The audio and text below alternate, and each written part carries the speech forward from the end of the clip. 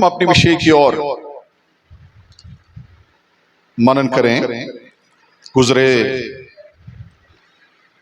2 session में मैंने आपके साथ उस विषय के साथ बातें किया,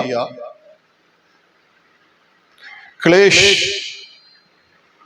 जो संकट, जो दुख, क्या एक विश्वासी के जीवन के लिए एक श्राप है। कुछ अलग अलग बातों को समझने के लिए परमेश्वर में अनुग्रह दिया। परमेश्वर का भक्त अय्यूब की जीवन की संबंधों में हमने बहुत सारी बातें मनन किया। हम उसको जारी रखें।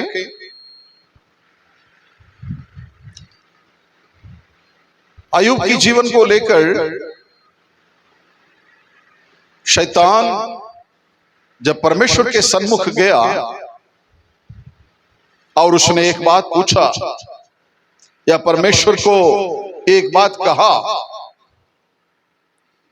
कि अय्यूब अपनी भक्ति को इतनी गंभीरता के साथ क्यों पकड़े हुए हैं,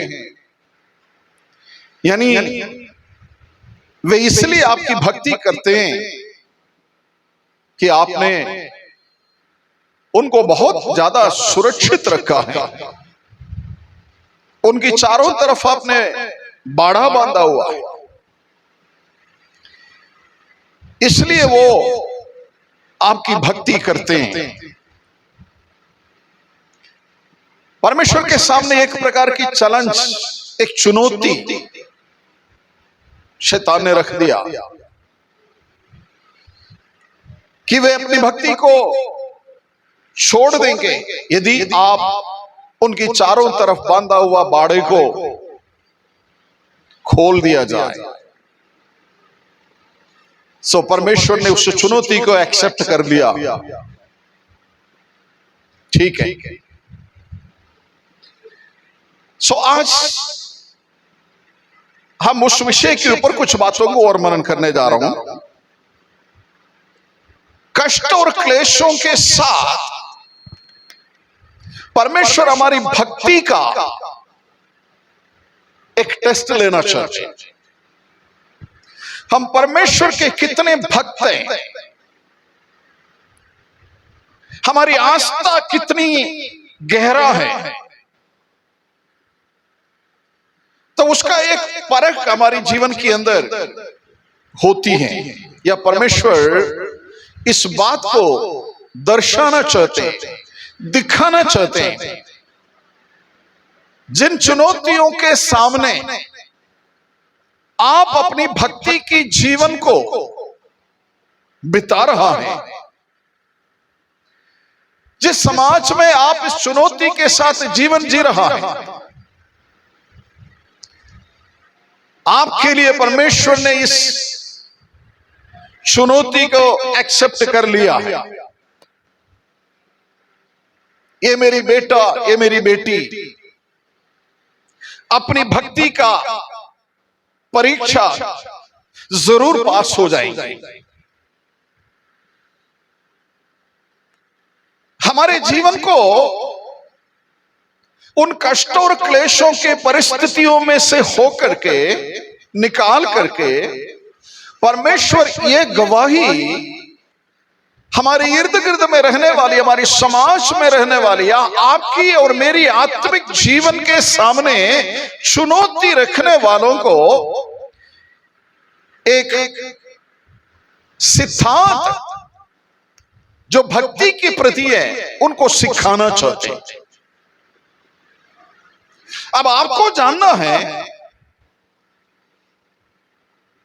मैं अपने जीवन की इस भक्ति को बरकरार रखने के लिए मैं किन सिद्धांतों का उपयोग करें, या कौन सी सिद्धांत मैं अपने जीवन के अंदर लागू करें। चंद बातों को जल्दी जल्दी आपके साथ बताकर इस मनन को मैं खत्म करना चाहूंगा।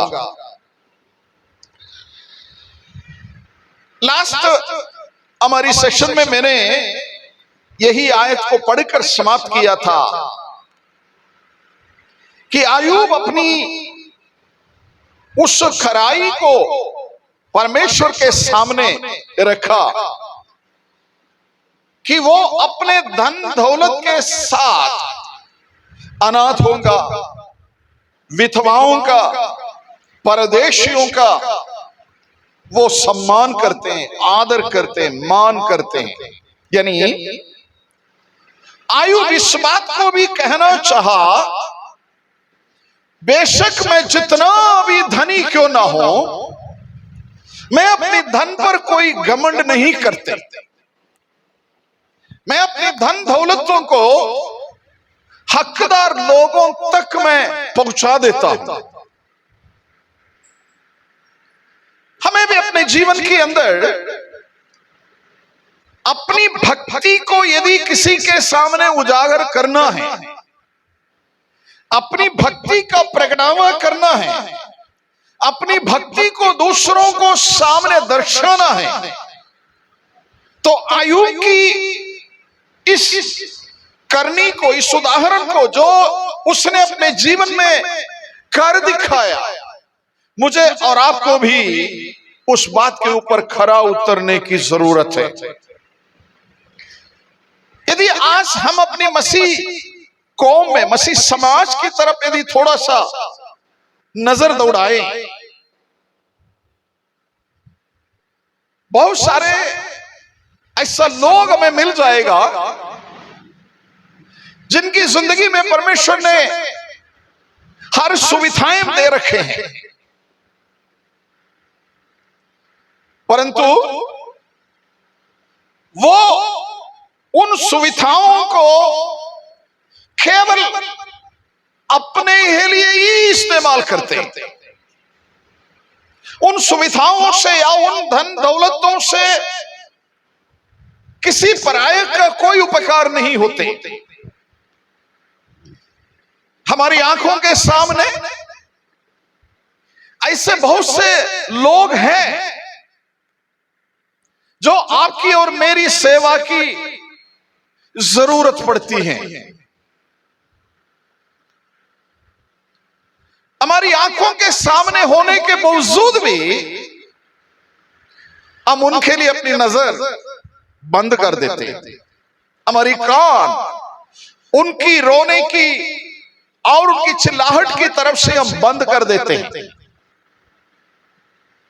यदि अय्यूब के जीवन में इस बात को पढ़े तो अय्यूब अपनी जीवन में कदाचित ऐसा नहीं किया। पवित्र शास्त्र बाइबल में विशेष तौर पर अय्यूब की पुस्तक में इसके बारे में अय्यूब ने अपनी जीवन की उस भक्ति की कड़ाई को दर्शाया। आज इस वचन को सुनते सुनते हम अपनी जीवन को जरा सा जांचने की कोशिश करें। बेशक हमारे बीच में कोई करोड़पति नहीं बैठे, कोई लाखपति शायद ही बैठा होगा। जो कुछ भी परमात्मा ने मेरे और आपके हाथ में दे रखा है वो हम कहां इस्तेमाल कर रहा है, किन के लिए इस्तेमाल कर रहा है, कब इस्तेमाल कर रहा है, ये सारी बातों को जरा सा सोचने की प्रयास करिए। मेरे शब्दों पर ध्यान देकर आगे बढ़ना है। खुदा ने कुछ ना कुछ परमेश्वर का भक्त होने के नाते आपके हाथ में दे रखा है। उसकी आंकड़ा आप जानते हैं, वो कितना है कर आपको मालूम है। यह भी आपको मालूम है मेरी आमदनी की कितनी हिस्सा मैं किसी परदेशी के ऊपर खर्च कर सकता है, मैं किसी विधवा का मदद कर सकते हैं, मैं किसी अनाथ के लिए कुछ कर सकूं। यस, ये कलीसिया की पासबान आपके ऊपर तैर नहीं करेंगे, ये आपको तैर करना है। मुझे तैर करनी है कि मैं अपनी आमदनी की या परमेश्वर ने मेरे हाथों में दिया हुआ उस धन दौलत का, उस सुविधा का मैं ऐसा लोगों के लिए कितना इस्तेमाल करूं। Praise the Lord. मुझे सुनने वाले तमाम मेरे प्रिय भाई बहनों से मेरा यही अनुरोध है, मेरी यही प्रार्थना है, समाज में शायद आप एक भक्त की तरह जाना जाता है, लोग शायद आपको एक भक्त के तरह मानते हैं, तो आपकी भक्ति आप कैसे प्रकट करोगे? आपकी भक्ति का ऐलान लोग कैसे करेंगे? सो इन बातों पर थोड़ा सा आपको ध्यान देना है। ओके, मैं आगे बढ़ता हूं। हमारी भक्ति को बरकरार रखना बहुत जरूरी है। कष्टों के बीच में से, उन दरिद्रताओं के बीच में, उन बीमारियों के बीच में हमारी भक्ति को भी ना त्यागते हुए, जो परमात्मा के ऊपर हमने जो अपनी भक्ति, अपनी आस्था जो बनाए रखा ना, उसमें जरा सा भी कलंक, जरा सा भी आँच ना आए हुए हमें प्रभु की उपासना करनी है। हालेलुया। याद रखिए, कई बार जब हमारी जीवनों के अंदर क्लेशों का सिलसिला जब जारी रहते हैं, एक कष्ट के बाद जब दूसरी कष्ट आ जाती है, एक बीमारी के बाद दूसरी बीमारियों में पड़ते हैं, कोई ना कोई उलझन में हम लोग लगातार पड़े ही रहते हैं, उस समय हमारी भक्ति कहां होगा? हमारी भक्ति आप कैसे संभालेंगे? सो यदि आप आयुब की पुस्तक को पढ़ते हैं तो आपके लिए बहुत सारी बातें इन्हीं में से आपको मिल जाएगा। Praise the Lord.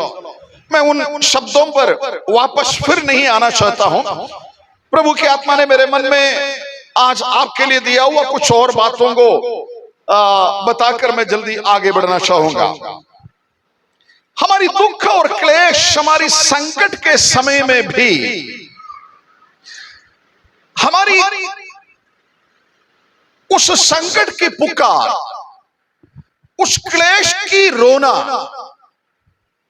हो सकता है एक प्रकार की शिकायत। हम किसको कहें? कौन सुनेगा? अपनी कष्टों की बातें कहने के लिए आप किस आदमी को चुनेंगे? किस व्यक्ति को चुनेंगे? कष्टों में होकर, क्लेशों में होकर, अलग अलग ऐसे व्यथाओं में होकर निकलने वाला एक बंदा हमेशा चाहता है कि मैं अपनी कष्ट, क्लेश की, दुख की कहानियां थोड़ा मन से उतारूं, किसी को बताऊं, कोई मुझे सुनने वाला मिल जाए।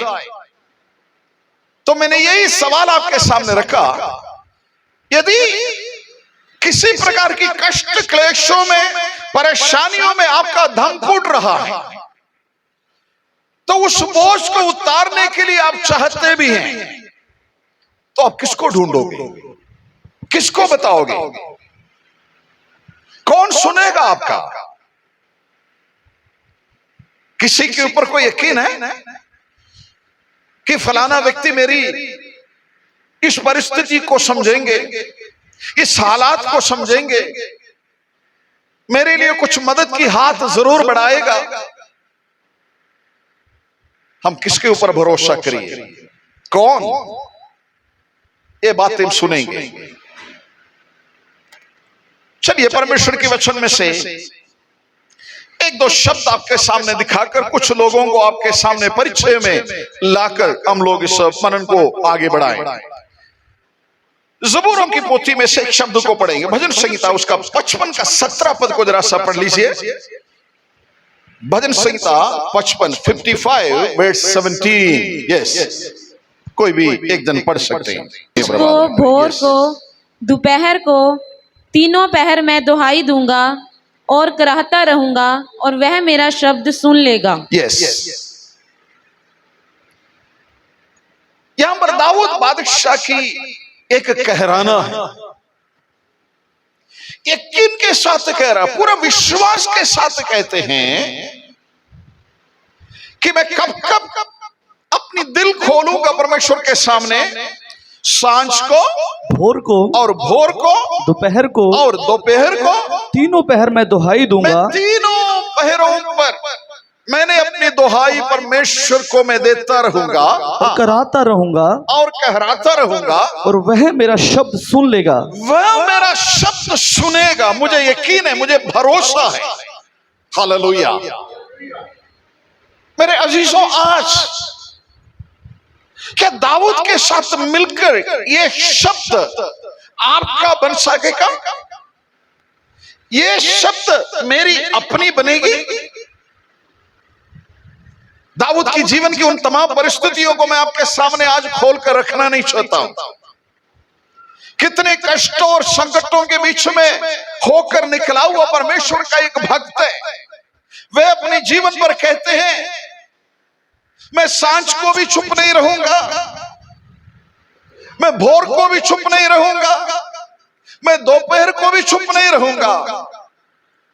यहां पर दाऊद कह रहा है, मैंने तीनों पहरों को, मैंने अपनी मन की वो संकट में, अपनी मन की वो व्यथा, मैं केवल और केवल उस सर्वशक्तिमान परमेश्वर यहोवा के सामने मैं रखूंगा।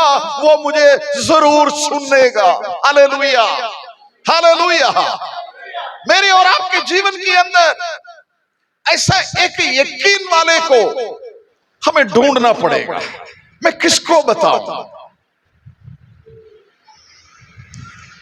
आज के दिन हम परमेश्वर की उपस्थिति पर इस बात को ध्यान में रखिए। इस संकट के अवसर में, इस बीमारी की परिस्थिति में मुझे एक ही एक शरण स्थान है। मेरी संकट को सुनने वाला एक ही जगह मैंने तलाश लिया, वो और कोई नहीं, मेरा यहोवा परमेश्वर आप ही है। Hallelujah, hallelujah. हर एक समय हम उनके हजूरी में जा सकता है। उसके लिए कोई समय की भेदभाव नहीं है, कब जाना कब नहीं जा सकता। आपको इसकी चिंता करने की जरूरत ही नहीं। जब कभी भी आप चाहोगे, आपकी दुख संकटों को लेकर, आपकी आंसुओं को लेकर उसके सामने आप जा सकते हैं। हालेलुया। मैं आपको बात बता रहा हूं, आपकी भक्ति, जो परमेश्वर के साथ आपने जो अपनी भक्ति का बात जो रखी हुई है ना, इस भक्ति को आप बरकरार रखना। और परमेश्वर चाहता है कि आप अपनी भक्ति को बरकरार यदि रखना चाहते हैं तो आप अपनी दुख संकट और किसी को ना कहते हुए परमेश्वर की उपस्थिति पर यदि आप कहोगे तो आपकी भक्ति का एक गवाही आप दे रहा है। Hallelujah, hallelujah. ना कई बार हम अपनी भक्ति को दूसरों के सामने रखने की कोशिश करते हैं।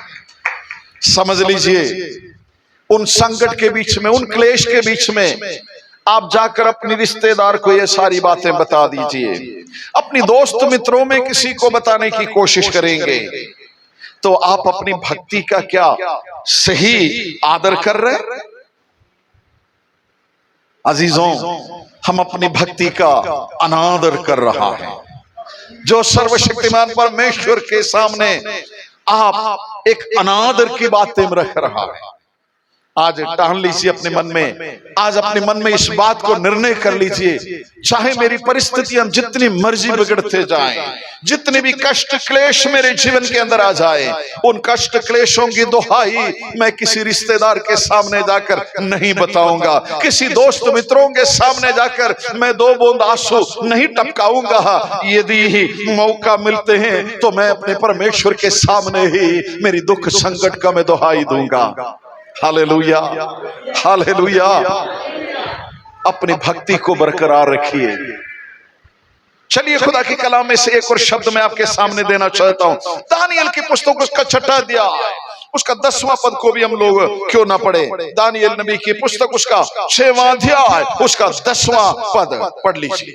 जब दानियल को मालूम हुआ कि उस पत्र पर हस्ताक्षर किया गया है, तो वह अपने घर में गया, जिसकी उपरोटी कोठरी की खिड़कियां यरूशलेम के सामने खुली रहती थी। यस, और अपनी रीति के अनुसार जैसा वह दिन में 3 बार अपने परमेश्वर के सामने घुटने टेक कर प्रार्थना और धन्यवाद करता था, वैसा ही तब भी करता रहा। बस सुनिए, हमें से तकरीबन सभी लोग इस हिस्से को जानते हैं कि दानियल के जीवन के साथ आप भी थी। उस घटना के बारे में हम लोग समझ रखे हैं।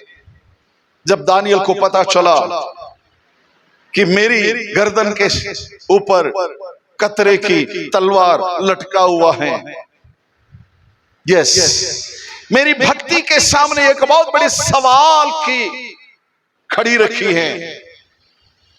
आप अपनी भक्ति को कब तक बरकरार रखेंगे?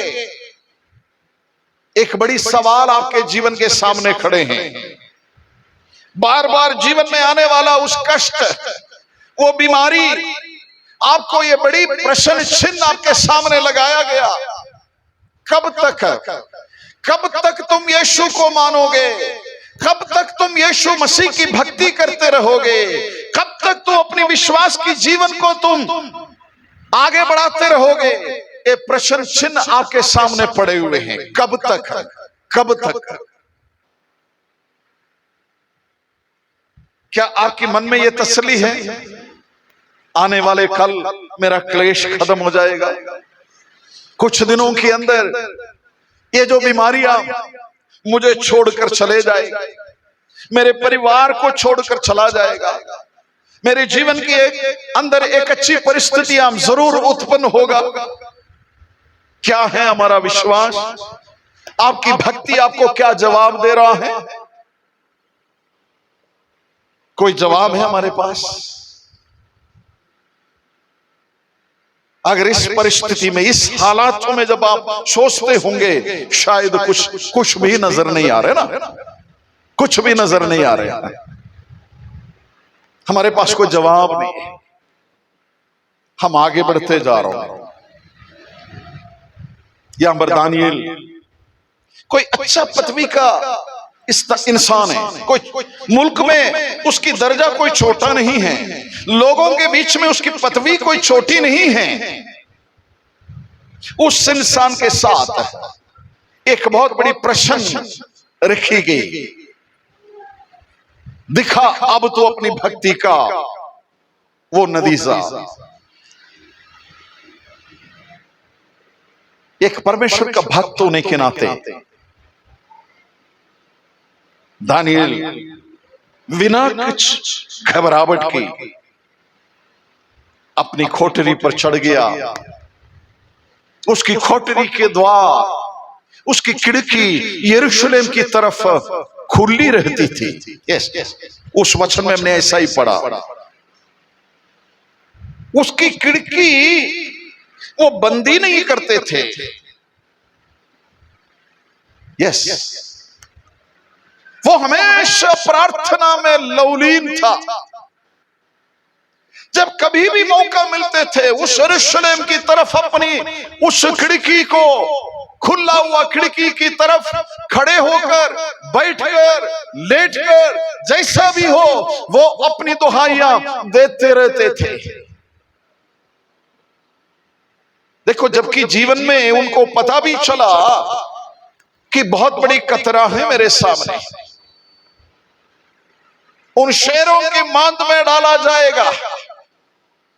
यदि मैं व्यवस्था को तोड़ूं, कानून का मैं उल्लंघन करूं, यदि मैं इस नियमों के पालना ना करूं, तो मेरी जीवन के साथ आने वाली वो बहुत बड़ी घटना मैं समझता हूं, भूखे शेरों की मांद में मुझे डाल दिया जाएगा। कोई बात नहीं, मैं भक्ति का इम्तिहान देने के लिए मैं तैयार हूं। Hallelujah, hallelujah. जिस परिस्थिति में आज हम रह रहे हैं, भारतवर्ष के अंदर जिन हालातों के बीच में होकर हम लोग आगे बढ़ रहा हूं, है ना, इन हालातों में मैं अपनी भक्ति का इम्तिहान क्या देने के लिए मैं सक्षम है या कि नहीं। हम थोड़ी ही देर में पहले प्रार्थना ही कर रहा था, हमारी भारत देश के लिए हम लोग दुआ कर रहे थे। हमारी भारत देश के अलग अलग परिस्थितियों को हम लोग जानते हैं।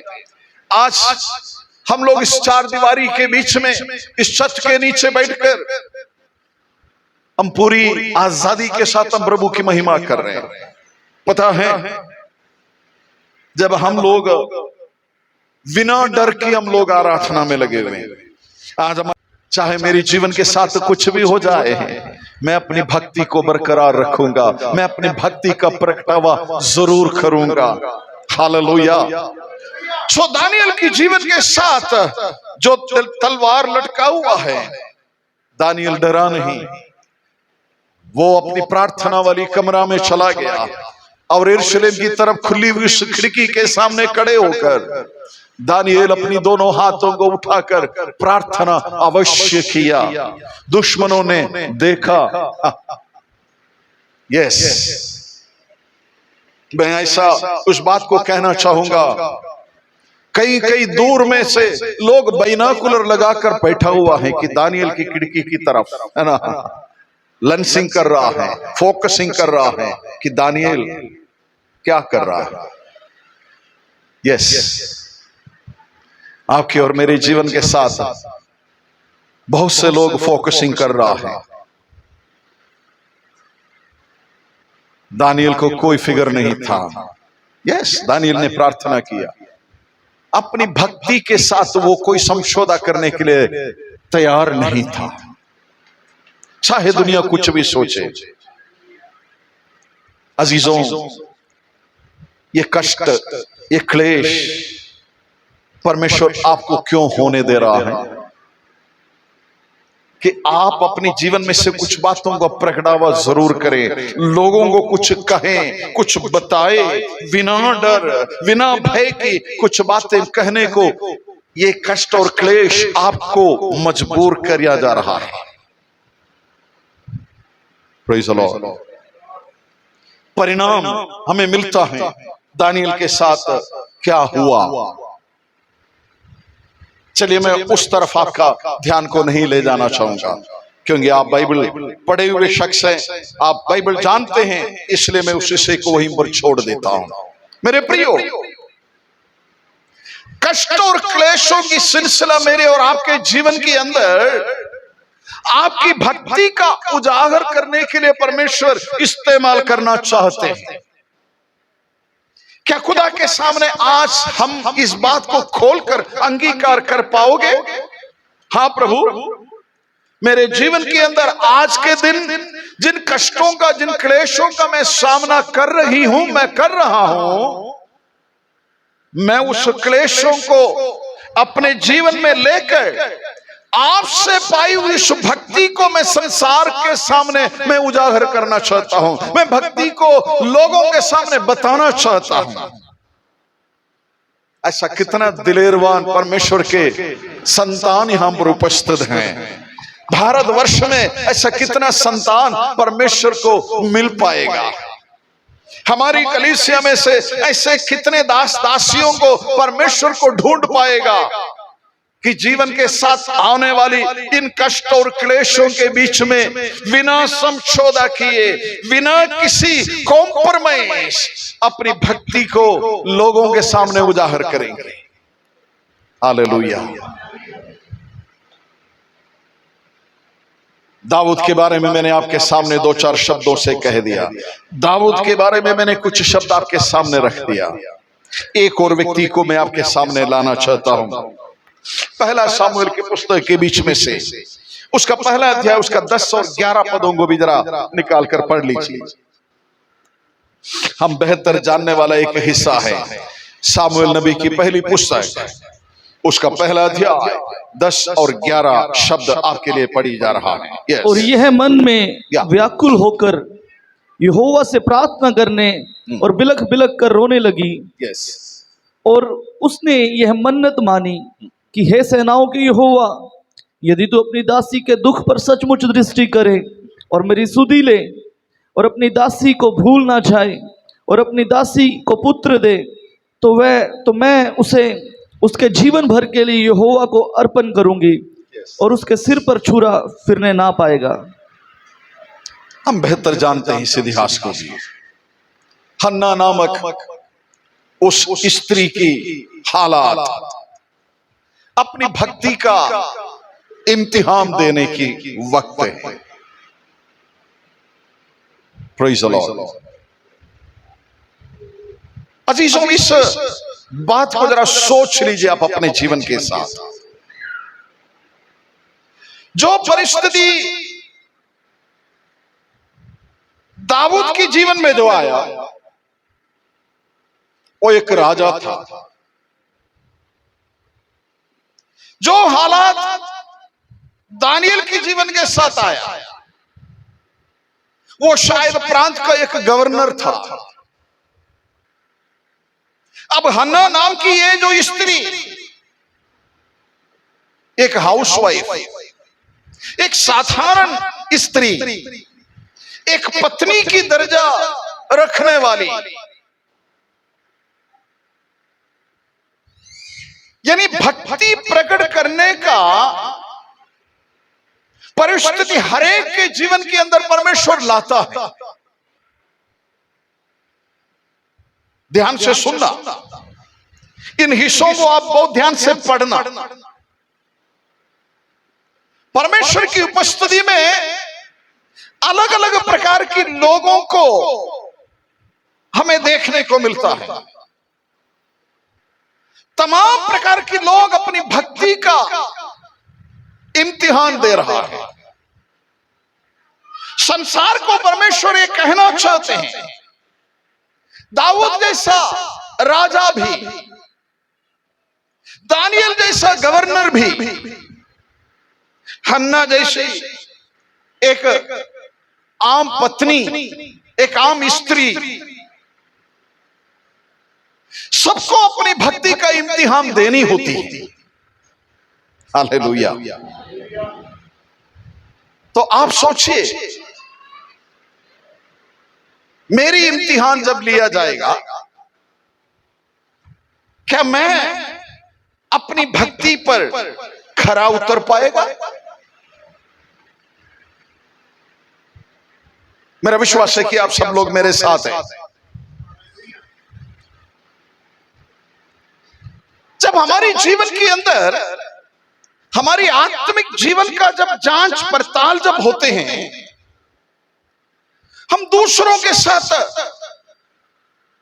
हम अपने आप को कंपेयर करने की कोशिश करते हैं, तुलना करने की कोशिश करते हैं। मैं इन वचनों को आपके साथ रखकर ये बात मैं जरूर कहना चाहूंगा, खुदा की कलाम के अंदर ऐसे वैसे लोगों का उदाहरण हमें क्यों दे रखा है? क्योंकि उस हालात में आज आप हैं। आप हिम्मत नहीं हारना चाहिए, आप अपनी हौसला नहीं छोड़ना चाहिए। इसलिए हन्ना नाम की बहन को, हन्ना नाम की उस स्त्री को आपके लिए, मेरे लिए यहां पहले से ही तैयार खड़ी रखी है। हालेलुया। सोचकर देखिए, यदि परमेश्वर की वचन के अंदर ऐसा कोई उदाहरण पहले से ही आपके लिए, मेरे लिए तैयार नहीं होता, तो मैं और आपका भक्ति कब से ही छोड़ दिया होता। हमारी जीवन के साथ आने वाली उन परिस्थितियों को, उन हालातों को हम पहले से ही त्याग देते होते। हम विश्वास में इसलिए बरकरार हैं, हम अपनी भक्ति में इसलिए खड़े हैं। कोई दाऊद आपके सामने खड़े हैं, प्रेज़ द लॉर्ड। कोई दानियल आपके सामने खड़े हैं, कोई पतरस, कोई शाऊल, कोई लूका, कोई मत्ती, कोई जक्कई आपके और सामने पहले से ही खड़े हैं। पहले से ही ये लोग हमारे लिए गवाही बता रहा है कि देख भाई, देख बहन, मैंने इस लड़ाई में अपनी भक्ति को मैंने लोगों के सामने दिखा दिया है। हालेलुया। तुम इस बात के ऊपर घबराना मत, तुम अपनी जीवन में इस बात को कभी छोड़ना मत। मैं भी एक साधारण स्त्री थी, एक पत्नी की दर्जा मैं भी संभालती थी। मेरी जीवन के साथ ऐसा परिस्थितियां, ऐसा हालातों का मैंने सामना किया है। यदि मैंने अपनी भक्ति को उजागर कर ही लिया, मैं अपनी भक्ति को मैंने स्थापित कर ही लिया, तुमसे क्यों नहीं हो पाएगी? Praise the Lord. मेरे बहनों, आज हन्ना जैसे परिस्थितियां यदि आपके जीवन में है, तो आज इस पुकार को, इस भक्ति की प्रगटावे को अपने जीवन के अंदर ले लीजिए। Hallelujah, hallelujah. हन्ना की जीवन वो एक भांज औरत की तरह थी। एक संतान उत्पन्न करने का हिम्मत उसके अंदर ना थी। वो उसकी जीवन का एक परिस्थिति थी कि अपनी भक्ति को भी बिना छोड़े, बिना खोए, लोगों के सामने, दूसरों के सामने इस बात को तुम प्रगटावा करें। Praise the Lord. मैं इस बात को आज आपके लिए इस प्रकार कहना चाहता हूं।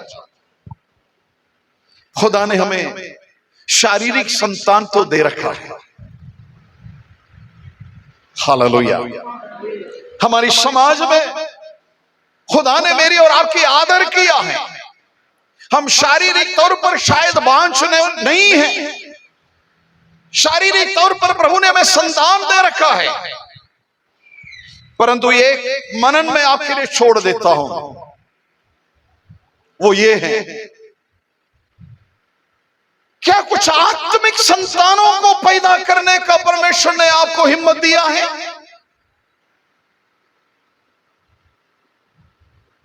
एक घरेलू औरत होकर क्या कुछ आत्मिक संतानों को पैदा कर अपनी भक्ति का प्रगटावा करने का उस चांस को आप अपने जीवन के अंदर कैसे ले रखा है? हन्ना होने के नाते ये बातें पुरुषों के लिए नहीं है कर आप भी मत सोचना। पुरुष लोग भी इस बात को अपने जीवन पर इस प्रकार ले लीजिए, इस विश्वास की जीवन के अंदर क्या मैं कुछ आत्मिक संतानों को पैदा कर सका? आपकी भक्ति का ये सवाल आज आपके सामने खड़े हैं। किस प्रकार पुरुष लोग अपने जीवन के अंदर अपनी भक्ति का इम्तिहान पूरा करेंगे? Praise the Lord. आप भी प्रार्थना करिए, प्रभु मैं अपनी भक्ति का इम्तिहान में पास होना चाहता हूं। कुछ आत्मिक संतानों को मैं अपनी आत्मिक जीवन के अंदर पैदा करना चाहता हूं। हालेलुया। आज प्रभु हमसे यह सवाल पूछ रहा है। कष्टों को एक साइड में रख दीजिए। उन कष्टों के बीच में से परमेश्वर इस भक्ति को आपसे मांग रहा है, बेटा कुछ आत्मिक संतानों को पैदा करते हुए तू अपनी भक्ति का इम्तिहान संसार के सामने तू कर रख। Hallelujah, hallelujah. आप विश्वासी लोग बैठे इसलिए मैं इस विषय को इतनी गहराई में ले जा रहा हूं।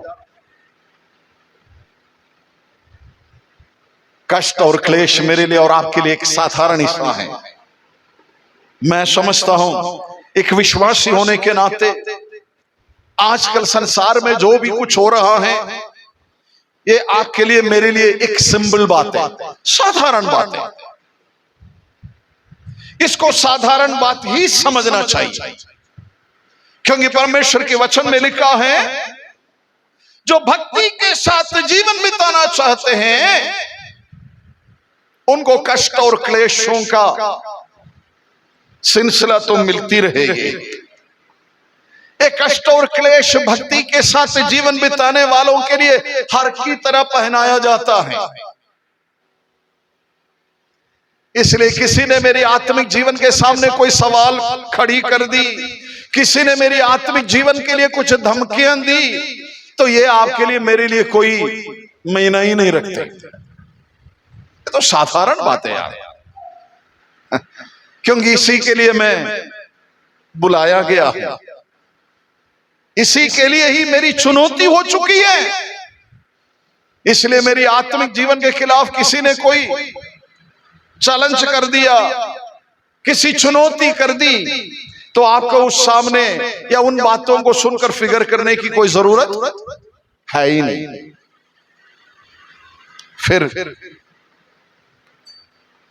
परमेश्वर आपसे क्या चाहता है, हमसे क्या मांग रहा है? परमेश्वर हमसे कहता है, बेटा तू अपनी भक्ति का इम्तिहान मुझे दे। हालेलुया। कितने सालों से तो अपने आप को कह रहा है ना, मैं प्रभु आपका भक्त हूं।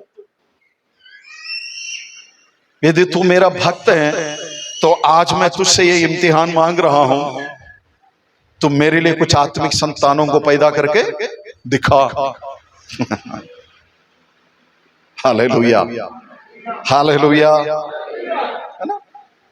यदि किसी ने मुझे मसीह के निमित्त मार दिया, किसी ने मुझे गाली गलोचा करी, मैं उसका सामना कर दी, यही आपका भक्ति का चिन्ह, यही आपकी भक्ति का इम्तिहान का पास होने का कुछ नतीजा?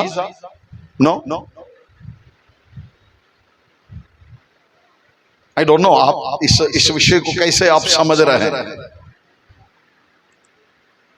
हैं? क्योंकि ऑलरेडी परमेश्वर ने बात को कह दिया ना, ये तो तुम्हारे लिए रखा हुआ है, ये तो तुम्हारा जीवन का एक हिस्सा है, ये तो होगा ही होगा। अगर ये बातें तुम्हारे जीवन के साथ होती नहीं है तो तुम विश्वासी कहलाने का लायक ही नहीं है।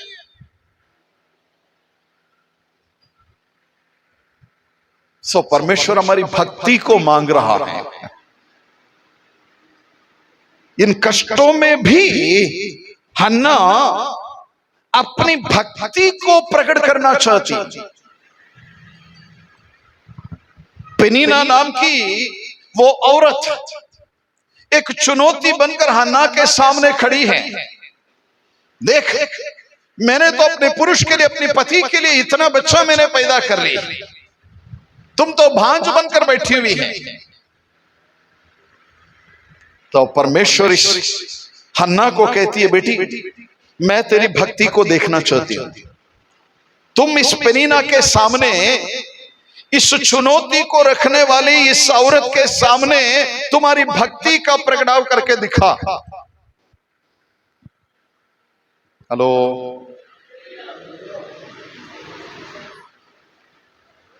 आप मेरे साथ इस वचनों के साथ हैं?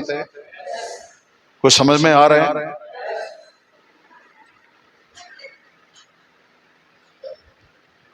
पेनीना जैसी औरतें बहुते बच्चों को पैदा जरूर कर रही होगी, परमेश्वर को उसके साथ कोई मतलब नहीं है।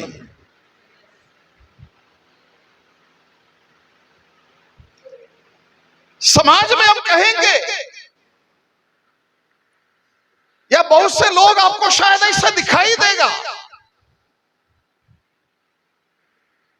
परमेश्वर को उनके साथ कोई लेना देना नहीं।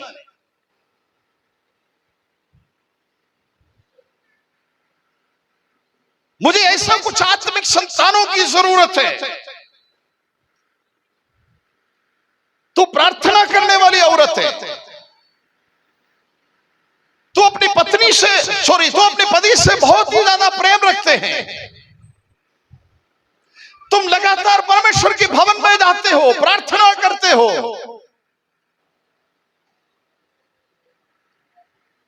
पर मेरी इम्तिहान में यदि तू पास होना है तो मुझे एक आत्मिक सामुएल चाहिए,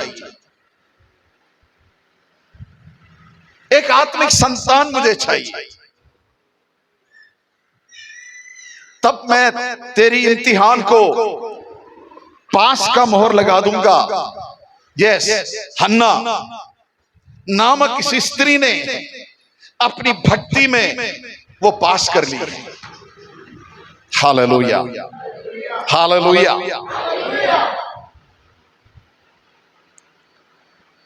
मुझे पता है कम लोगों को ही ये बात समझ में आएगा, क्योंकि आत्मिक बातें ज्यादा ऊपरी ऊपरी निकल जाता है। मैं धन्यवाद देना चाहूंगा, प्रार्थना करना चाहूंगा इस इम्तिहान के लिए जो लोग तैयार हैं। खुदा से प्रार्थना कर रहा है, खुदा बाप मुझे ऐसा कुछ सामुएलों को पैदा करने के लिए, ऐसा कुछ आत्मिक खोख मेरे अंदर आप पैदा करें।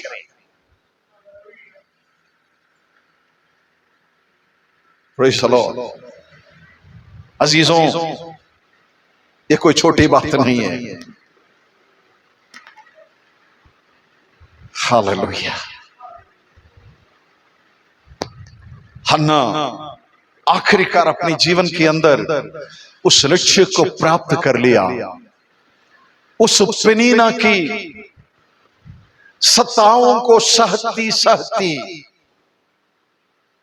उसकी आलतू फालतू बातों को सुन सुनकर बावजूद भी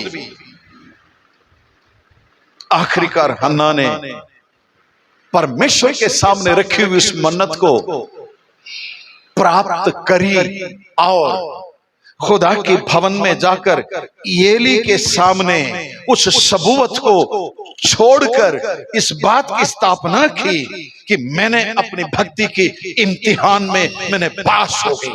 हालेलुया, हालेलुया, हालेलुया। प्रत्येक विश्वासी इस बात के ऊपर ध्यान रखिए,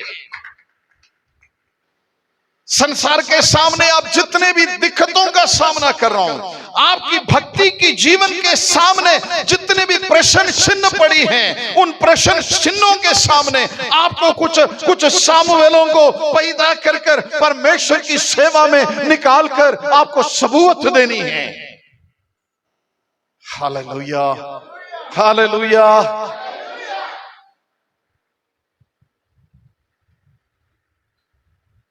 अजीजों,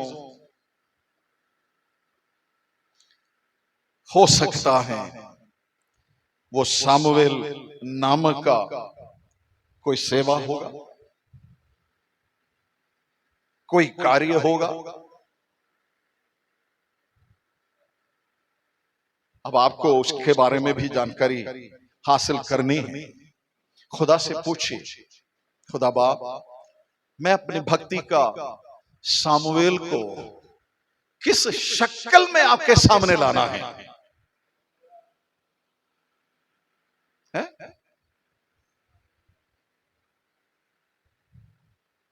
करिए ना अपनी भक्ति का इम्तिहान। Praise the Lord. हम परमेश्वर के दास दासियां यहां पर उपस्थित बैठे हैं।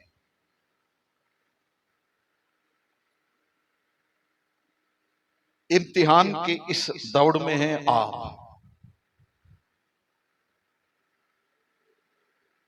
मैं एक ही शब्द कहकर इस पोर्शन को मैं आगे की तरफ ले जाऊंगा।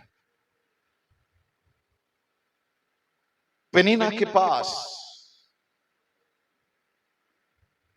एक नहीं, दो नहीं, उससे ज्यादा संतानों का एक लिस्ट है।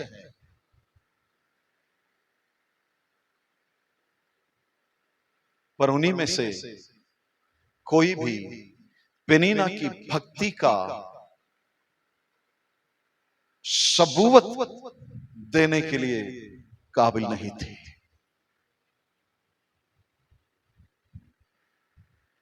हो सकता है आप कई बार कहेंगे मेरी भक्ति वाली जीवन है ना, जो मेरी मसीह वाली जीवन है ना, लोग उसकी तारीफ करते हैं। एल्काने के लिए लोग कहते होंगे, पेनीना की संतानों का लिस्ट, आई नो, मुझे मालूम है आप में से कम लोग इस बात को समझ पाएंगे।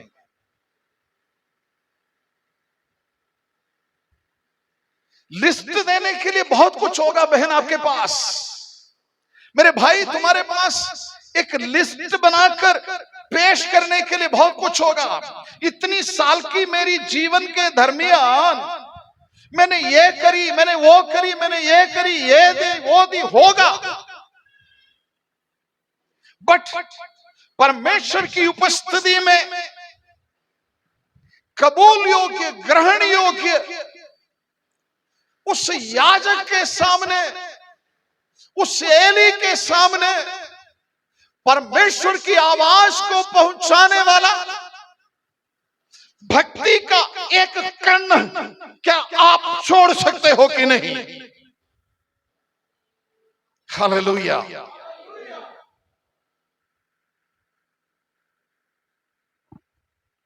मैं आगे बढ़ता हूं और उसकी डूंघाई पर मैं जा नहीं सकता, क्योंकि शब्द मुझे वापस लौट कर आ रहा है। Praise the Lord। मैं एक बात को कहकर जल्दी आगे बढ़ता हूं। आप अपनी संकट के समय में, अपनी क्लेश के समय में, अपनी दुख और क्लेशों का बयान किसके सामने आप करोगे? ये बात मैंने पहले से आपसे पूछा था। ऐसा कोई उत्तम जगह आपने ढूंढा है? ऐसा कोई उत्तम व्यक्ति आपने ढूंढ रखा है? मैं फलाने के सामने जा बैठकर अपनी मन की बोझ को मैं उतारूंगा, मैंने अपनी मन की बातें बताऊंगा। अजीजों, मुझे कहने दीजिए, इस संसार में आपको ऐसा कोई शख्सियत आपको नहीं मिलेगा, ऐसा कोई जगह नहीं मिलेगा जहां पर जाकर आप अपनी मन की वेदनाओं को उतार कर रख सके। ना, आपका कोई प्रिय दोस्त नहीं मिलेगा, आपका कोई प्रिय रिश्तेदार नहीं मिलेगा, आपके परिवार में भी आपको शायद ही ऐसा कोई शख्स आपको मिल पाएगा कि आपकी वेदना को वो सुन पाएंगे, समझ पाएंगे, ग्रहण कर पाएंगे। एक ही एक जगह है जहां दाऊद ने उस ठिकाने को ढूंढा, जहां दानियल ने उस ठिकाने को ढूंढा, जहां हन्ना ने उस ठिकाने को ढूंढा और जाकर परमेश्वर के सामने अपनी बातों को रखी और परमेश्वर सही समय पर उनकी भक्ति का मोहर लगाकर संसार के सामने ऐलान करके दिखा दिया कि कष्टों के बीच में, क्लेशों के बीच में मेरी हजूरी को ढूंढा हुआ ये दाऊद है, ये दानियल है, ये अन्ना है। Hallelujah, hallelujah. परमेश्वर के नाम की महिमा हो। करने दो ना, खुदा को आपका भक्ति का ऐलान करने का एक ठिकाना आप ढूंढ लीजिए आज, एक ठिकाना। वो मेरा केवल मेरा यीशु का ही हजूरी है, जहां जाकर बिना किसी को कुछ कहे हुए, किसी को कुछ दिखाए हुए, किसी के सामने कुछ प्रगटावा ना किए हुए, मैं अपनी कोठरी की खिड़कियों को खोलकर उस खुदा के सामने मैं अपनी मन की व्यथाओं को, मैंने अपनी मन की वेदनाओं को मैं खोलकर रख सकता हूं। चाहे कोई समझे ना समझे, मुझे उसकी कोई परवाह नहीं। हालेलुया। जब हन्ना प्रार्थना करी रही थी, उस भवन का, उस हैकल का याजक आकर उनको गलत बोलने लगा। उनको समझ नहीं पाया कि हन्ना कर क्या रही है, उसके ऊपर गलत आरोपण लगा दिया। हन्ना को कोई परवाह नहीं। हन्ना को पता है इस हैकल का याजक भी मेरी वेदना को नहीं समझ पाते, पर मेरी वेदना को समझने वाला समझ गया। Hallelujah, hallelujah. उस खुदा की कलाम में आगे को लिखा है, फिर कभी भी हन्ना की चेहरे उतरी हुई नहीं मिली। हालेलुया। अजीजों, कुछ आत्मिक संतानों को पैदा करने का एक सही ठिकाना होती है, उस ठिकाने को जान लीजिए आप। फिर कभी भी आपकी चेहरा उदासी के साथ, मायूसी के साथ फिर नहीं मिल पाएगी। Hallelujah, hallelujah. अगले साल जब हन्ना पहुंची तो एली को जवाब देकर ही आई। उस दिन एली बादशाह पूछ रहा था ना, या कह रहा था, उसके सामने उस भक्ति का एक वेश, यानी उस भक्ति का एक नतीजा उस एली के हाथ में देकर कहा, हे याजक, लास्ट ईयर तुमने जो कहा था ना, ये वही नतीजा है जिसकी हजूरी पर बैठकर मैं अपनी आंसू बहा रही थी, जिसके सामने बैठा हुआ था, सिर्फ मेरे ओंडे हिल रही थी। तुम जो कुछ बोला ऊपर वाला ही सुना है। आमीन, हालेलुया। ये है मेरी भक्ति का नतीजा, रख लो अपने पास। Hallelujah, hallelujah. ये भी शब्द मुझे कहने दीजिए, भक्ति का नतीजा आपका नहीं होगा, वो परमेश्वर का ही होगा। आमीन, हालेलुया। जितना भी आपने अपने भक्ति का आंसू बहाया ना, उसका नतीजा जो परमेश्वर आपको देगा, पर वो खुदा को लौटाना होगा। अजीजों, अनेक सबूत है परमेश्वर के कलाम के अंदर, अनेक सबूत है। अब रोने वाली हन्ना प्रसन्न हो गई, खुश हो गई, है ना। और उस नतीजे को एली महायाजक के साथ देकर वो खाली हाथ लौट गई। यस, मेरा शब्द शायद सही नहीं होगा, वो खाली हाथ नहीं, बल्कि एक बहुत बड़ी अमानत को परमेश्वर के हैकल में देने का आनंद को लेकर, तसल्ली को लेकर वो अपने घर पर रही। वचन कहती है, फिर कभी भी उसकी चेहरा मायूसी में दिखी नहीं। कष्ट क्यों है आपके लिए? ये क्लेश क्यों है आपके लिए? हम इतने कष्टों के बीच में होकर क्यों गुजर रहे हैं? ताकि परमेश्वर आपकी भक्ति को उन लोगों के सामने देना चाहते हैं, रखना चाहते हैं, हमेशा के लिए उनको एक जवाब परमेश्वर आपको दे रहा है। क्या कष्टों को, क्लेशों को आप श्राप की तौर पर मानोगे? ना, नहीं प्रभु। बीते समयों में जितने भी कष्ट मेरे जीवन के अंदर आया, वो सारी कष्टों को मैं अपनी जीवन का सबसे बड़ा कीमती वक्त समझता हूं, या एक कीमती अनुभव में अपने जीवन के अंदर समझता हूं। एक अनमोल तोहफे की तरह उन क्लेशों को मैं अपने जीवन पर ले लिया। Hallelujah, hallelujah. शायद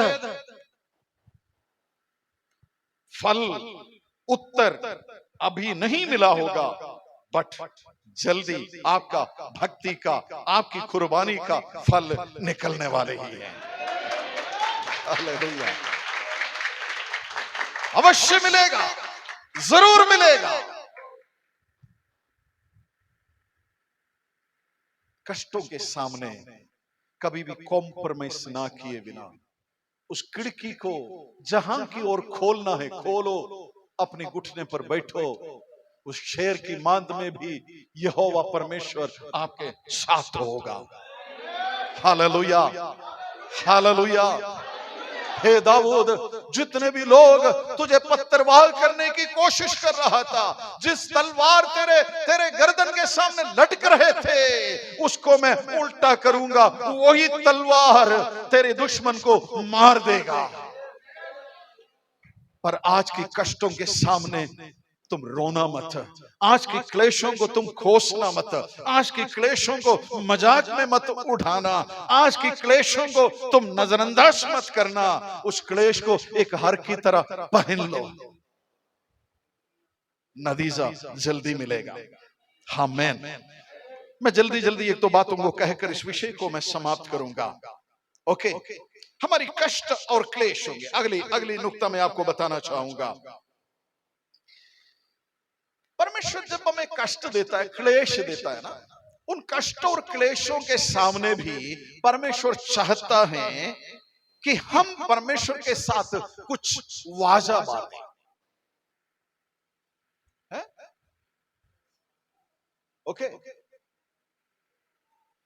कष्ट तो होगा, क्लेश तो होगा, प्रभु इतनी परेशानी के सामने भी मैं आपके साथ क्या वाजा बांधूं?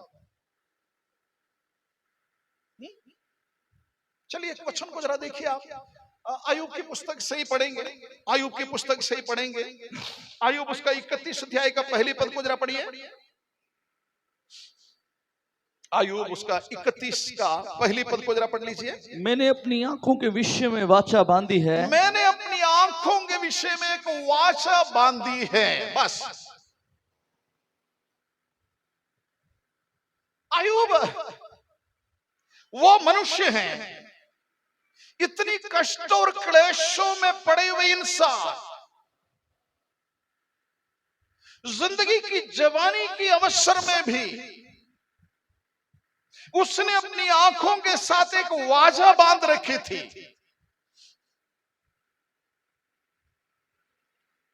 मैं उसका व्याख्या भी यहां पर ज्यादा नहीं करूंगा, बहुत कुछ है। परमेश्वर के बेटे और बेटियां होने के नाते कष्ट और क्लेशों में अपनी भक्ति का प्रगटावा परमेश्वर आपसे देखना चाहते हैं कि आपकी नजर कहां कहां पड़ते हैं, आपकी नजरिया क्या क्या है।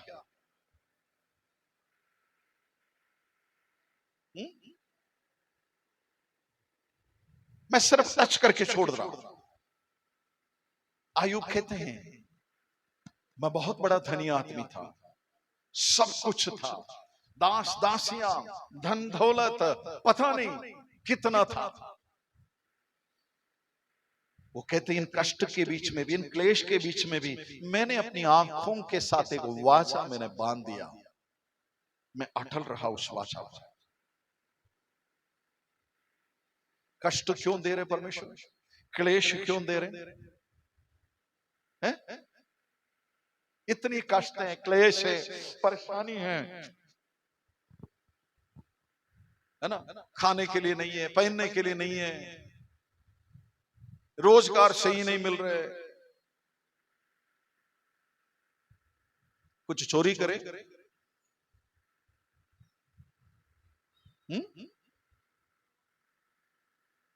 है ना। जब कष्ट क्लेश परेशानियां जब बढ़ती हैं, चलो इतना भी मैं कह देता हूं, पत्नी भी छोड़ दिया,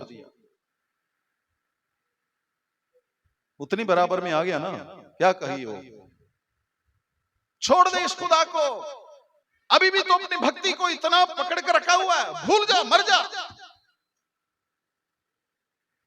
मैं नहीं समझता हूं कि उस औरत ने फिर आयुब के साथ रही होगी, या आयुब के साथ अपना संबंध रखी हुई, या आयुब की कोई सेवा की होगा, या जवान है आयुब अभी।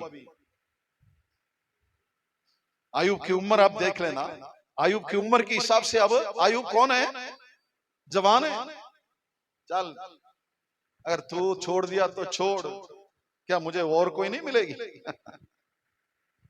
मेरी बात समझ आ गया? बस इतना ही कहकर मैं छोड़ देता हूं। आयुब ने कहा मैं इस कष्ट के बीच में भी मैंने अपनी आंखों से एक वाचा मैंने बांधी। हालेलुया।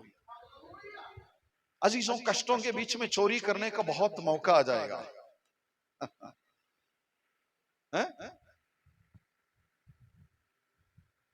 Live it.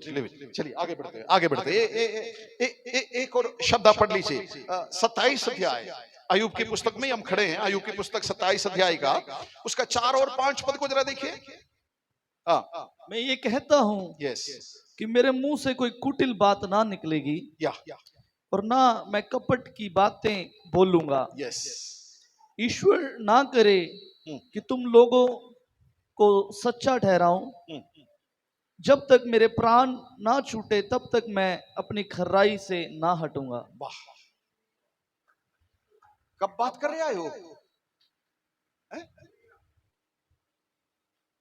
कष्ट और क्लेशों के बीच में, बीमारियों के बीच में, परिस्थिति बिल्कुल प्रतिकूल में है,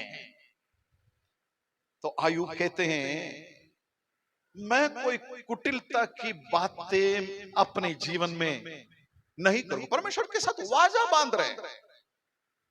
कठिन समय होता है, ये मुश्किल की घड़ी होती है, कुछ फैसला करने का बहुत मुश्किल वाली समय होता है।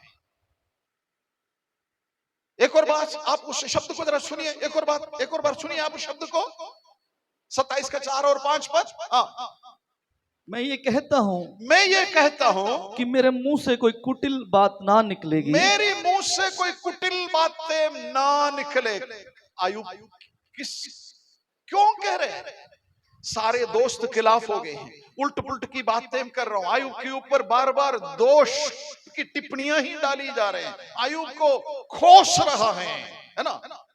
तो ये सारी बातें सुनने के बावजूद भी अय्यूब कह रहा है कि मेरी मुंह से तुम्हारे खिलाफ कोई कुटिलता की बातें नहीं होगा। हाँ जी, आगे बढ़ते हैं। और ना मैं कपट की बातें बोलूंगा, ना कोई कपट वाली बातें कहूंगा। ईश्वर ना करे कि मैं तुम लोगों को सच्चा ठहराऊं। देखो, ईश्वर मेरे जीवन के साथ ऐसा कोई काम ना करे, तुम जो कुछ भी कहते हो, जो भी कुछ बातें हो रही है, मैं आपका सपोर्ट करूं। हाँ जी, नेक्स्ट। जब तक मेरे प्राण ना छूटे, जब तक मेरी प्राण मुझ में रहेगा, ना छूटे, तब तक मैं अपनी खराई से ना हटूंगा। तब तक मैं अपनी खराई से कोई कॉम्प्रोमाइज नहीं करूंगा। Hallelujah, hallelujah. इन कष्टों और क्लेशों के बीच में होकर परमेश्वर आपको क्यों निकाल रहा है? आपसे परमेश्वर क्या मांग रहा है? संसार को आपसे क्या दिलाना चाहते हैं? कोई कुटिलता की बातें मैं नहीं कहूंगा। मैं नहीं करना चाहता हूं कि परमेश्वर की ओर से मुझे ये बातें आई। मैं ये नहीं कहना चाहता हूं मेरी दोस्त मित्रों ने मुझे सता रहा है, मेरी दोस्त मित्रों ने ऐसे बातें कहकर मेरी वेदना को और बढ़ा रहा है। नहीं, मैं ये नहीं कहूंगा। नेक्स्ट, 13 अध्याय 15 पद, अय्यूब 13 का 15 पद को जरा पढ़ लीजिए।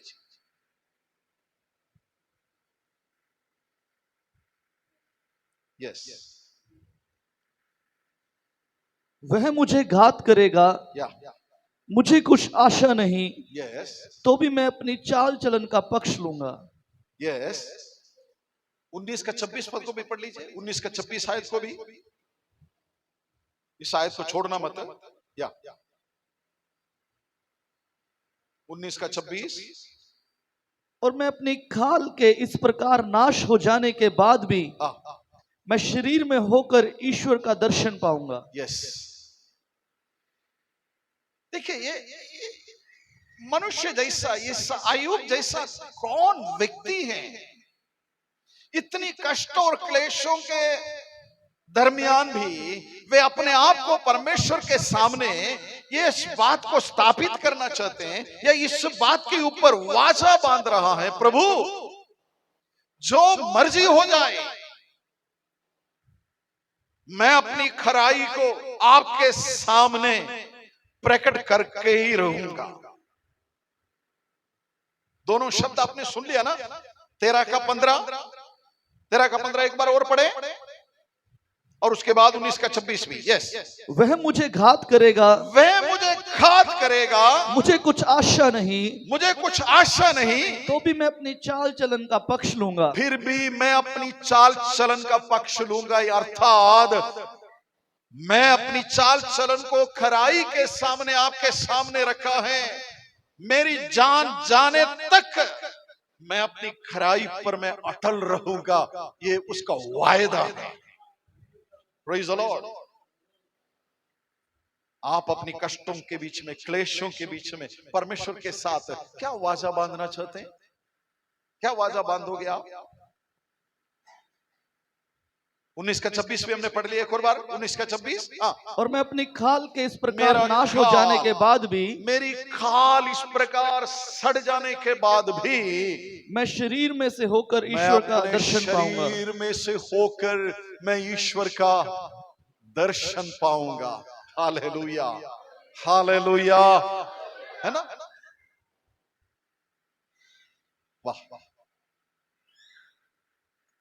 आपको क्या लगता है आपका कष्ट, हमारे जीवन के साथ होने वाली कष्ट और क्लेश हमें हमें हमें हमें क्या कहने को मजबूर कर रहा है? मुझे एक शब्द कहने दीजिए अजीजों, यदि जाने अनजाने हमारी कष्ट और क्लेशों के बीच में हम परमेश्वर को भला बुरा कहा या अपने मन में नाराजगी प्रकट की, तो आज परमेश्वर के सामने एक माफी की गुजारिश हम करेंगे। यस प्रभु, मेरी अज्ञानता में उन क्लेश के सामने जब लोग मुझे आपके नाम के निमित्त मुझे खोस रहा था या मेरे ऊपर भला बुरा कह रहा था, मैंने आपके ऊपर शक किया, मैंने आपके ऊपर अविश्वास किया है। प्रभु मुझे माफ कर दीजिए। क्या हम परमेश्वर के सामने इस अंगीकार कर सकते हैं? Praise the Lord. मैं चाहूंगा जरूर परमेश्वर की उपस्थिति पर आप इस बात का अंगीकार करें। हम जाने अनजाने में किया है, अनजाने में किया होगा, शायद जानबूझकर किया होगा, चाहे हालात ने हमें मजबूर कर दिया होगा। हम खुदा को कुछ टाइम के लिए, कुछ वक्त के लिए, हो सकता है कुछ लम्हों के लिए, हमने अपने मन से भूल गया होगा। वापस आइए, उस खुदा की हजूरी पर वापस आइए, अपनी गलतियों को मानकर परमेश्वर के सामने कह दीजिए। एक शब्द को, दो शब्द को पढ़कर हम समाप्त करेंगे। ओके? जब कष्ट और क्लेश हमारे जीवनों के अंदर आते हैं तो परमेश्वर चाहता है कि बेटा इस परिस्थिति में भी तू मेरी वाचा को पकड़े रख, मेरे वायदाओं पर स्थिर रह, मेरी वायदाओं से तुम फिसलना मत, तुम मेरे से कुछ वाजा बांध। पढ़िए आप एक दो शब्द जो हमारी जानकारी की शब्द है। पहला कुरिन्थियों की किताब उसका 3 अध्याय का 6 पद को जरा पढ़ लीजिए, और रोमन्स 12 का 1 और 2, ये दोनों शब्दों को जरा पढ़ लेंगे। यस, 3 का 6। मैंने लगाया, पहला कुरिन्थियों 3:6। मैंने लगाया, या अपुल्लोस ने सींचा, परंतु परमेश्वर ने बढ़ाया। यस, 12 का 1 और 2, मेरे ख्याल 16 पद, 3 का 16, सॉरी 3 का 16, पहला कुरिन्थियों 3 का 16। क्या तुम नहीं जानते कि तुम परमेश्वर का मंदिर हो और परमेश्वर का आत्मा तुम में वास करता है? यस, नेक्स्ट 12 का, रोमन्स 12 1 और 2। इसलिए हे भाइयों, मैं तुमसे परमेश्वर की दया स्मरण दिलाकर विनती करता हूं, आमीन, कि अपने शरीरों को जीवित और पवित्र और परमेश्वर को भावता हुआ बलिदान करके चढ़ाओ। यही तुम्हारी आत्मिक सेवा है। ओके। और इस संसार के सदृश ना बनो, परंतु तुम्हारी बुद्धि के नए हो जाने से तुम्हारा चाल चलन भी बदल जाए, जिससे तुम परमेश्वर की भली और भावती और सिद्ध इच्छा अनुभव से मालूम करते रहो। ओके, मैं इस शब्दों से आपको ये बात इस प्रकार कहना चाहता हूं, कष्ट और क्लेश और परेशानी, दुख और बीमारी, जो कुछ भी हम सामना करते हैं, क्या उस जीवन में या उस हालात में हम अपनी शरीर के द्वारा और हमारी शरीर के लिए परमेश्वर के सामने कुछ वाचा बांध सकते हैं? मेरा शब्द बहुत ध्यान से सुनना। कष्ट और क्लेशों के बीच में होकर जब हम निकलते समय, क्या हमारे शरीरों के द्वारा हमारे शरीर के लिए कुछ वाचाएं परमेश्वर के सामने कर सकते हैं?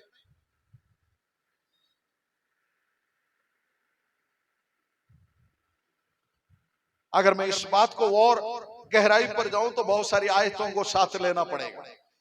आप इतना ही समझ लीजिए, कष्ट और क्लेशों के साथ जो परमेश्वर जब हमें निकालता है, तो परमेश्वर चाहता है कि इस शरीर के द्वारा परमेश्वर की आप महिमा करें, परमेश्वर के लिए आप कुछ वाचा बांधें।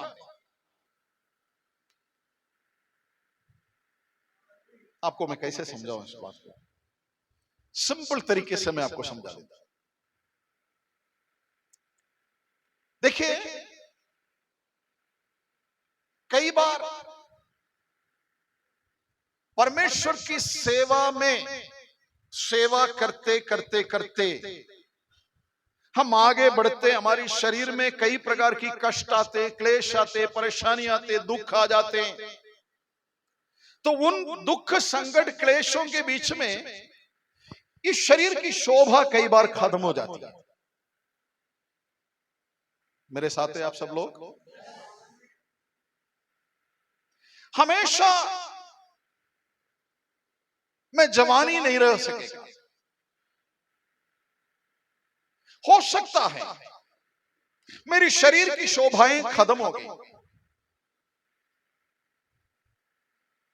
अच्छे खासा बाल थी मेरी, बहुत लंबी लंबी,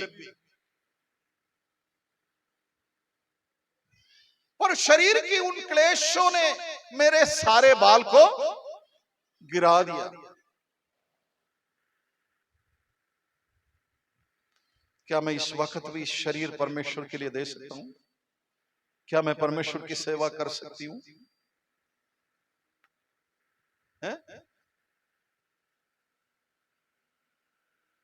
मैं सेवा में जा रहा था,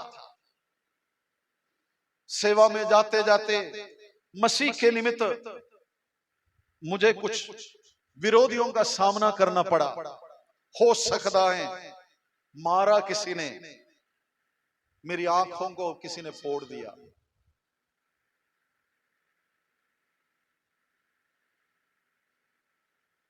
क्या मैं इस एक आंख ना जाने पर भी क्या मैं परमेश्वर की महिमा कर सकेगा? मेरी बातें समझ आ रही हैं आपको?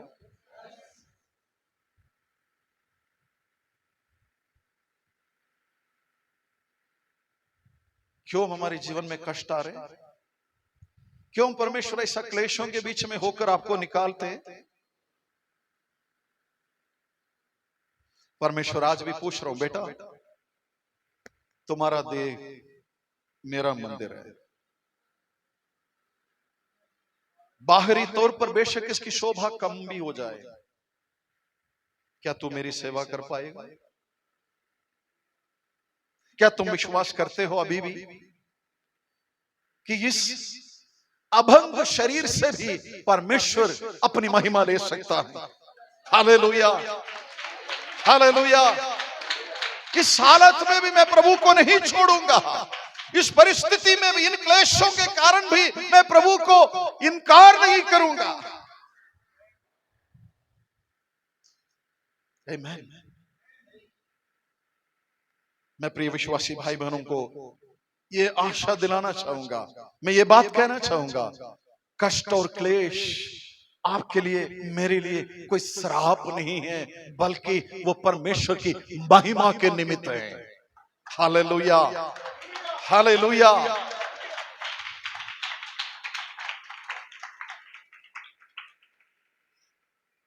मेरी आखिरी शब्द समाप्त करता हूं। कष्ट और क्लेशों के सामने ना हम कभी भी अपने आप को क्या बोलूं, मैं सच्चा हूं करके स्थापित करने की कोशिश ना करें। ठीक है, पढ़िए वचन में से एक शब्द को पढ़ने के बाद आपको यह बात समझ में आ जाएगा। ओके, अपनी कमियों को, अपनी गलतियों को मानने का एक दिल हमारे पास होना चाहिए। 40 अध्याय, यस, अय्यूब 40 का 4 और 5 पद को भी जरा पढ़ लीजिए।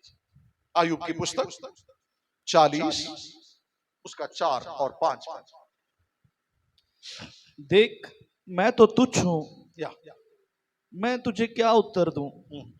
मैं अपनी उंगली दांत तले दबाता हूं। या एक बार तो मैं कह चुका, परंतु और कुछ ना कहूंगा। यस, हाँ, 2 बार भी मैं कह चुका, परंतु अब कुछ और आगे ना बढ़ूंगा। यस।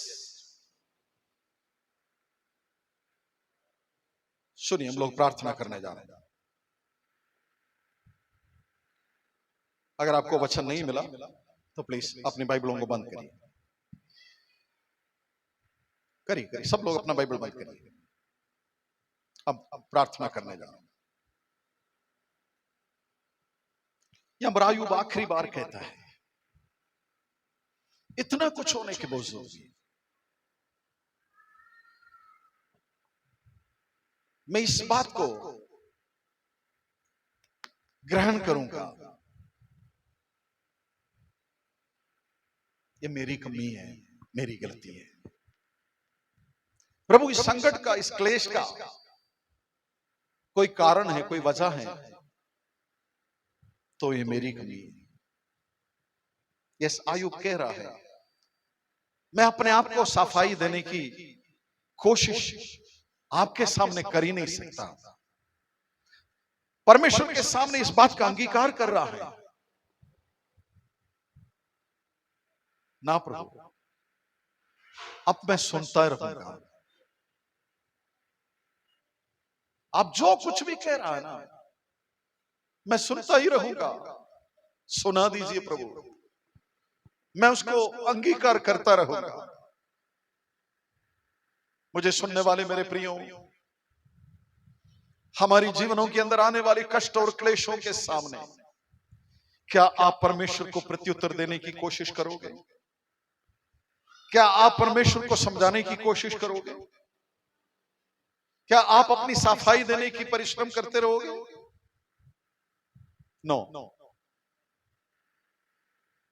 हम किसी को भी कोई सफाई दे ही नहीं सकते। चाहे हमारे इर्द गिर्द में खड़े हुए लोग, हमारे परिवार के लोग, हमारी साथी संगी विश्वासी लोग हमारी इन क्लेशों को देखकर कुछ भी कहे, कहने दीजिए, उनको कोई सफाई देने की जरूरत नहीं। जैसे अय्यूब ने कहा, मैं अपनी खराई को समझता हूं, मैं जानता हूं, मैं परमेश्वर के सामने अपनी खराई को मैं पेश करूंगा। Thank you Jesus.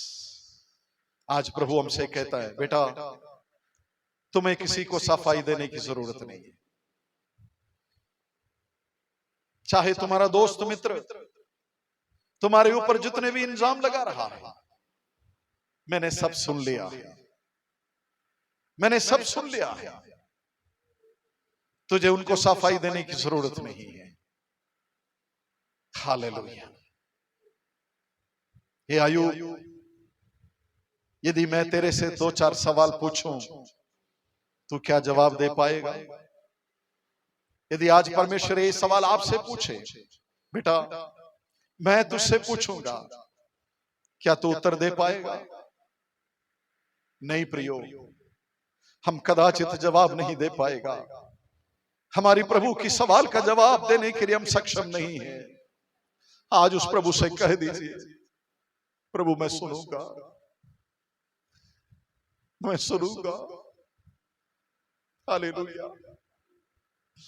जिन कष्टों में आज आप हैं, जिन क्लेशों में आप आ जाए, कोई सफाई किसी को देने की जरूरत नहीं। परमेश्वर जानता है बेटा तू सच्चा है, परमेश्वर जानता है बेटी तू सच्चा है। अपनी खराई पर चलती रहिए, अपनी ईमानदारी पर चलती रहिए। हालेलुया।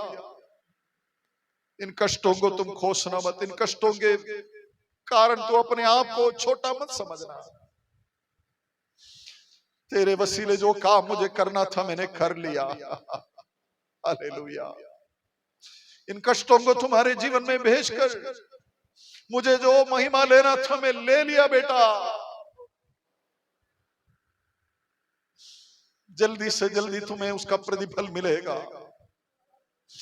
नतीजा लोगों के सामने मैं लेकर के आऊंगा। जो कुछ मैंने छीन लिया या दुश्मन ने छीन लिया, सब कुछ मैं तुझे लौटाने का वक्त आ गया है। हालेलुया। रोती रोती बीते दिनों पर जो समय को निकाला हुआ मेरी बहन, आज प्रभु की आवाज तुम सुन ले। तुम्हारी आंसुओं का उत्तर मैं देने जा रहा है। जितना तुम रोती रही, जितना तुम संकट में डूबता रहा, तुम्हारा उत्तर शीघ्र आ रहा है। तुम्हारा उत्तर शीघ्र तुझे मिलने जा रहा है।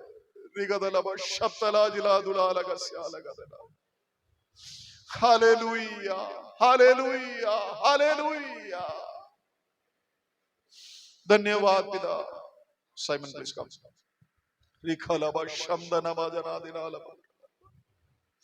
Thank you Lord. थोड़ी देर परमेश्वर की उपस्थिति पर प्रार्थना करें। जिंदगी की उन तमाम परिस्थितियों को बेहतर समझने की कोशिश करें। आपकी हर परिस्थिति में परमेश्वर आपके संग खड़ा है, चाहे शेरों की मांद क्यों ना हो।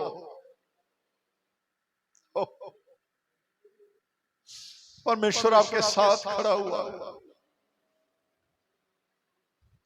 प्रभु आपको निकाल देगा उन शेरों के मांदों में से भी। आपको शेरों की खाना नहीं बनाने देगा। इस संसार का कोई क्लेश आपको चीर फाड़ नहीं कर सकता। हालेलुया। करिए प्रार्थना। आज मैं हन्ना की तरह, आज प्रभु मैं दानियल की तरह,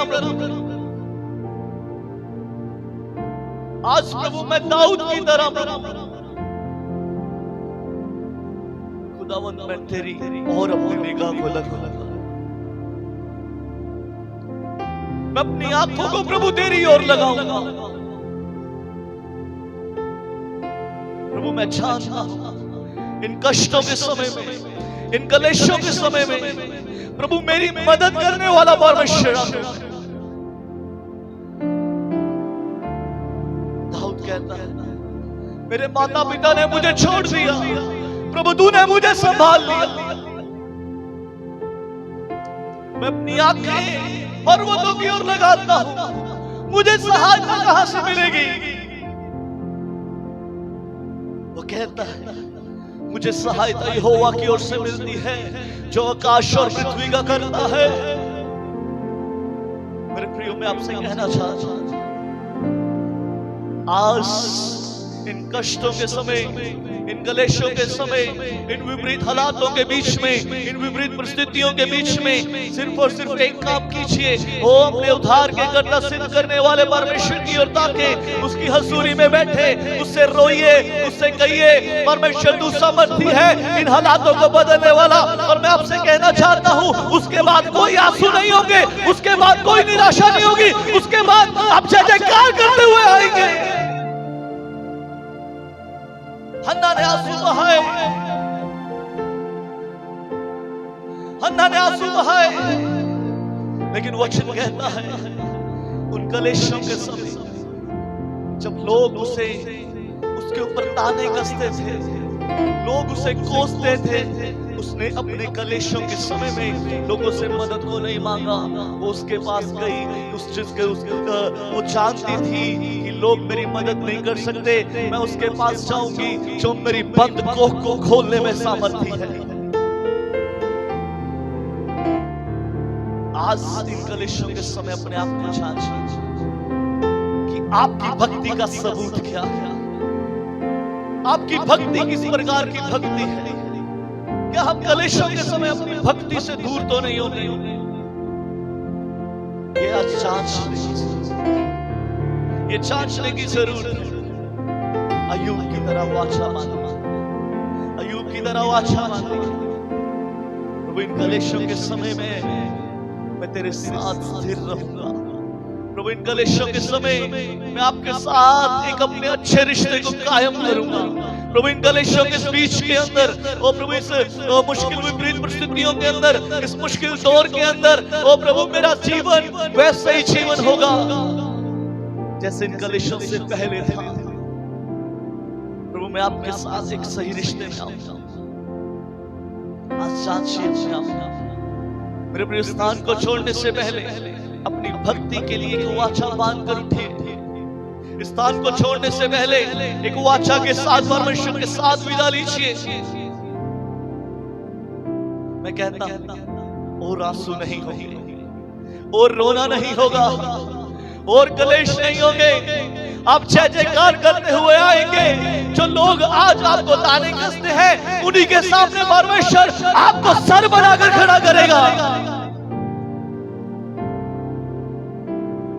थैंक यू जीसस। शायद हो सकता है समाज में आपकी पहचान खराब हो गई हो, लेकिन मैं आपसे कहना चाहता हूं आज हन्ना की तरह परमेश्वर के सामने आ जाइए। परमेश्वर आपकी पहचान को इस कदर बनाएगा कि लोग आपको एक इज्जतदारों की निगाह से देखेंगे। आज आइए, एक चैलेंजिंग वचन था। आज ये सोच विचार करने का समय, मेरी भक्ति मेरे कलेशों के समय में कैसी भक्ति है, मैं परमेश्वर के साथ कितना खराई के साथ चलता हूं। Thank you Jesus. धन्यवाद यीशु। मैं चाहूंगा प्रभु के दास इस समय संदेश के लिए बात